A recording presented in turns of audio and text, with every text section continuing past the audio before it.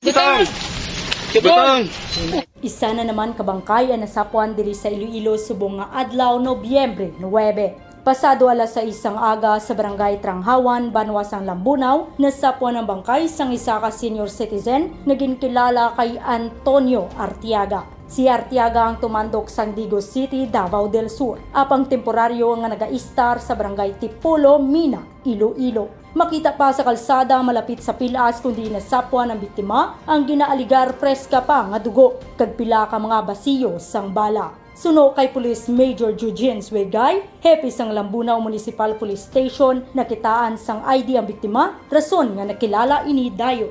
Ang iyang ID kay naka-address siya sa abisan sa Digos. Oo. Dugang pa ni Swigay, plano nila nga makig-angot sa pamilya sang biktima para makuha pagid ang iban nga impormasyon. Madumduman nga sang Lunes nga adlaw una nga nasapuan ang bangkay ni Christopher Cabalquento diri sa syudad sang Iloilo. Nakita ang magtimbang sini nga butkon sa barangay Tikod, Lapas kag ang lawas nga wala na sang ulo sa barangay Buhang, Haro. Apang sang Nobyembre 7 nakitaan ang iya nga ulo sa barangay Quezon, Arevalo. Kung ano ang rason o kung motibo sa sini nga krimen, ang padayon nga ginaimbestigahan sang aton kapulisan.